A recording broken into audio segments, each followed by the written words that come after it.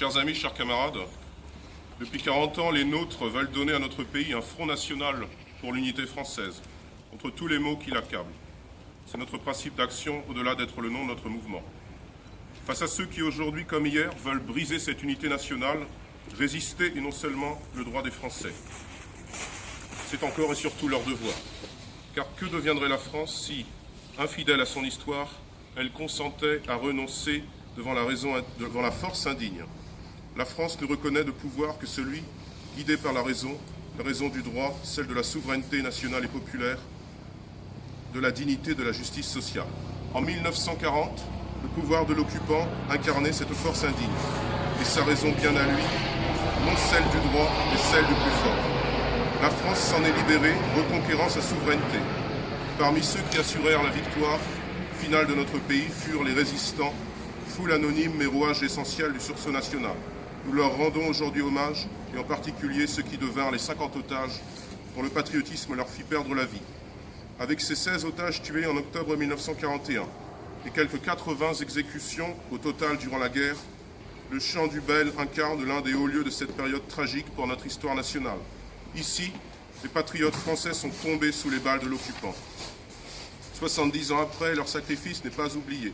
Nous nous souvenons et nous savons ce que nous devons à la résistance intérieure française. Ainsi, grâce au sacrifice ultime d'une poignée d'hommes, la France peut encore rayonner dans le monde comme grande puissance d'équilibre, comme nation indépendante. Mais qu'elle se résigne à se soumettre à autrui et elle ne pourra plus assurer ce rôle dans le siècle. En réalité, la résistance n'est pas qu'un moment historique, c'est une chose actuelle pour tous ceux qui veulent rester libres. Résister se conjugue au présent. C'est face aux menaces qui l'oppressent le choix que doit faire la France. Et cependant, il se dit partout que ce monde qui se construit autour de la France, malgré son chaos, malgré les guerres qu'il génère, malgré les pandémies, malgré cette crise migratoire, est une chance pour un pays comme le nôtre, dont la valeur cardinale serait la tradition d'accueil. C'est une lecture de notre histoire et de notre devise que nous tenons pour fallacieuse. Accueillir l'autre dans le respect de son altérité n'est pas se laisser submerger par lui pour finalement ne plus être. La France ne peut pas ne pas être. Il n'y a pas de monde possible sans la France. Pour les patriotes, la France est un besoin des hommes. Et nous ne croyons pas que, comme durant la Deuxième Guerre mondiale, les chaînes que l'on passe aujourd'hui à notre pays, celles d'une immigration excessive et d'un système économique prédateur, soient pour elle un bénéfice. Pour nous, il n'en est rien. Et la France paye le prix fort de ses choix politiques passés. Mais elle peut se relever. Elle le doit. Depuis longtemps, la guerre a cessé son œuvre funeste en Europe. Le droit a repris sa place et avec lui, la démocratie. Les peuples sont consultés par leurs dirigeants. Même en France, des gouvernements incapables daignent demander suffrage à leurs concitoyens.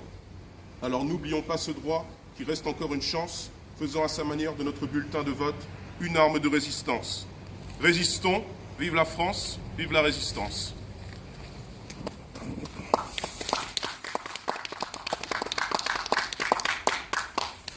Merci Gauthier, qui est conseiller municipal de Saint-Nazaire et conseiller communautaire également de l'agglomération. Moi, je serai très bref.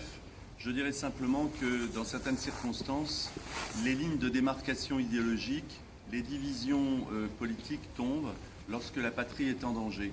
Et moi, j'avais prévu, si nous avions eu un peu plus de temps, de lire 2 extraits de poèmes. Je vais quand même le faire très brièvement, en raccourcissant le temps de parole pour libérer les lieux à d'autres hommages.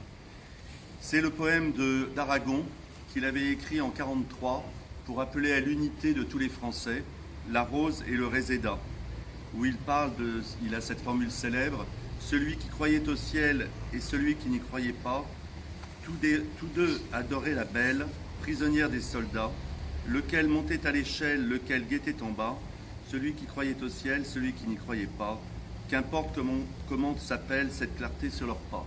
C'était donc l'appel, la belle c'était la France évidemment, et je pense que c'est encore notre souci premier. Nous devons garder cela à cœur, c'est-à-dire se dire que, quelles que soient les origines politiques, idéologiques, quelles que soient les origines sociales des Français, s'ils se rassemblent dans l'idée de reformer l'unité française dans une forme de résistance qui est aujourd'hui pacifique, qui n'est pas celle des armes, dans une forme de résistance qui n'exige pas que l'on verse son sang, que l'on perde la vie, eh bien, tous sont bienvenus et nous les honorons tous. Nous honorons ceux du passé et nous espérons être dignes de ce sacrifice qu'ils nous ont légué d'une certaine façon pour notre liberté. Nous pensons aujourd'hui que la liberté est menacée quand on voit par exemple que nous risquons de ne pas pouvoir tenir réunion prochainement en Andar sous les pressions politiques, que le fait de participer à une émission de télévision crée un débat national jusqu'à l'Assemblée nationale. Eh bien, on se dit que, dans une moindre mesure, mais sous une forme déjà de terreur intellectuelle, la résistance est nécessaire. C'est ce que nous faisons aujourd'hui. Nous rendons hommage à ces personnes, à ces hommes et à ces femmes qui, évidemment, sont morts dans notre région pour la liberté à cause du sang versé. Eh bien, nous leur rendons hommage car nous pensons qu'ils ont bien mérité de la France et nous espérons être dignes d'eux. Voilà, merci. Donc, merci à tous. Et donc, nous nous donnons rendez-vous, bien évidemment, l'année prochaine, entre Français.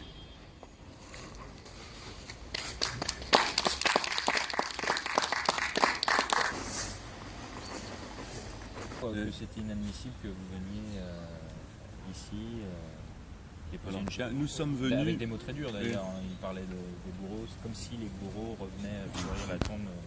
Je répondrai à M. Cessot et à tous ceux qui s'étonnent que nous soyons ici ce matin, que j'ai lu simplement un poème d'Aragon, La Rose et le Réséda, mais dans un deuxième temps, M. Aragon a écrit un ode à Staline. Je ne pense pas que M. Cessot soit un stalinien, ou alors il faudrait qu'il nous le dise. Apparemment, il en a gardé en tout cas une tournure d'esprit. Nous pensons que tous les Français, de droite et de gauche, sont morts pour la France à toutes les époques, et qu'aujourd'hui encore, le Front National s'adresse à tous les Français. C'est ce que nous avons voulu manifester. L'esprit de résistance n'est pas mort. La résistance, elle peut prendre des formes évidemment sanglantes, tragiques, elle peut prendre des formes politiques, et nous espérons que les débats démocratiques permettent à tous les résistants et à toutes les résistances de s'exprimer. Je vous remercie.